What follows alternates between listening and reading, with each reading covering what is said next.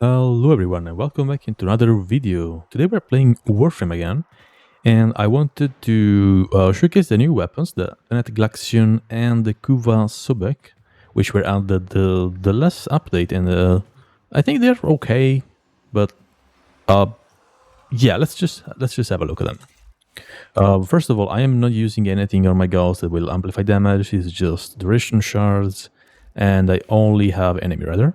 The only thing that will increase the damage is the fact that I have a damage blessing, but it's just 25% more damage. Won't really make that much of a difference. Now, the Tenet Glaxion has a bit more stats than the normal Vandal Glaxion. Of course, it's just straight up better than the plain simple Glaxion, which we don't care about. But yeah, just an upgrade from the normal Glaxion. Does lose 10 ammo in the magazine, but it's not that important. It would have been nice to have more fire rate, but that's what it is. The build I'm using is mostly focused on corrosive damage. I also have a terrible valence bonus, which is impact, and you don't want impact. I just want to try what happened with internal bleeding, but it's not worth it. It's just not worth it, so just straight up go for either magnetic. Yeah, I guess just magnetic is going to be the best choice, mostly because of galvanized aptitude and more damage. I'm using also primary frostbite for more crit damage and multi-shot, and that's nice because the weapon has innate cold, and we can proc that very, very easily. The weapon won't perform amazingly against Steel Path, so I'm gonna turn that off for now and show that later when we actually have some stacks built up. But yeah, the weapon is a beam weapon, and it will chain between enemies. It will chain from the first enemy to 3 additional targets, and the damage it's okay. Like, on the single target, damage is okay. If you focus on the secondary targets, though, yeah, I mean, there's a bit of a difference. So, yeah, unless they're trash mobs, you won't be killing them. But, I mean, it still does apply statuses, which is nice, I guess. You don't have to stack too much corrosive on them. They will already have a little bit. And I mean, yeah, like you can kill level 225 heavy gunners.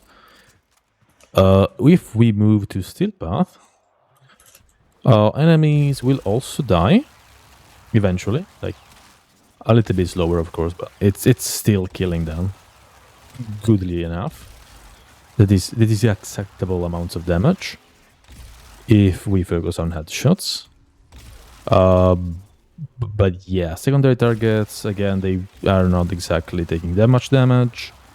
And if we focus on body shots, damage just goes away. So overall, it's a nice single target weapon that can also proc statuses on other enemies. And I think that's alright. The weapon is capable of killing enemies, so it's alright. I'd give it as like 6.5 out of 10. But yeah, if you like beam weapons, it's definitely one of them in the game. So there's that. Moving on to the Sobek. Kuva Sobek is just better than the normal Sobek. Everything is just higher than the normal Sobek.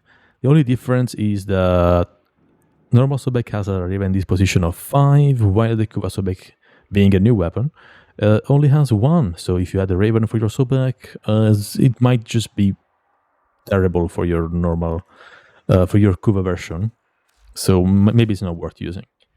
The build I am currently using on the Kuva Sobek is Viral Heat. I have heat because my progenitor had heat, so that's why, and I actually think heat might be the best choice. You can also go with corrosive and have shell shock here, so corrosive and heat. That is also fine. And the build focuses on acid shells, mostly just to deal with trash mobs and getting rid of those. Fun fact, this mode also activates Merciless, so it's easier to maintain active. There's that. With corrosive, the weapon is alright. I mean, the enemies will dance a lot because of impact procs, which we hate. And that's why Revenant's position 5 is better, because with a negative impact, the weapon becomes amazing. Now that we have a bit of more stacks in multi-shot, yeah, the weapon starts working. Again, might not be the best weapon in the game, but it's capable of killing enemies. And of course, if we spawn a more normal type of like battalion of enemies, like an Organ group, which features more variety, we can focus on the little guys, get some stacks, and just start destroying the bigger targets. So yeah, okay weapon, but not for every Warframe. Why not every Warframe? Well, there's a Warframe that makes the weapon actually insanely good, and that is Sarin. If you have Sarin, the weapon becomes actually insane. I also have an Emerald Tauforge shard on Sarin just to get those additional Triggerosi procs. The weapon actually performs well with Sarin because somehow Sarin makes the weapon just deal stupid amount of damage. Like the moment you start killing enemies and the weapon stacks and enemies get on low HP and they then explode, and it's beautiful. It is just beautiful. Like they just evaporate from a few shots. And yeah, you just have to spread the spores a little bit, and enemies will do the rest. They will just start exploding and exploding and exploding, and eventually this happens. And they just disappear. Which is really nice. So the weapon does perform amazing with Sarin. There is that.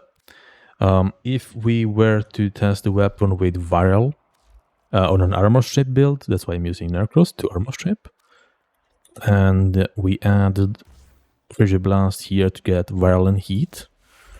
You'll see that it's not amazing, even with armor strip and with Viral. Like, it's again single targety weapon with some additional AoE damage. Like if there's a lot of enemies, you might kill a bunch of them and some randos will also die. But yeah, overall I don't think it's worth using unless you are using Sarin.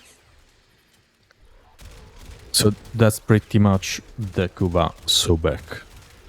Very satisfying weapon, nice shotgun. The sound is very cool, I guess. Very clunky.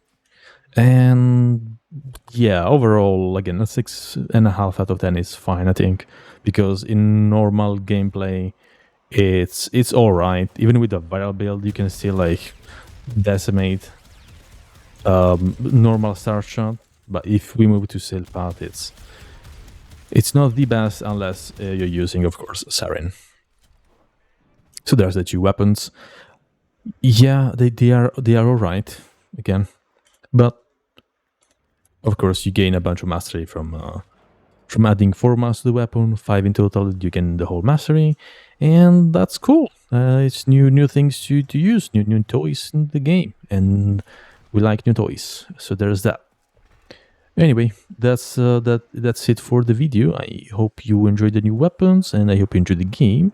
If you want more Warframe content, leave a like and subscribe, and I will see you in the next one. Have a great day. Bye.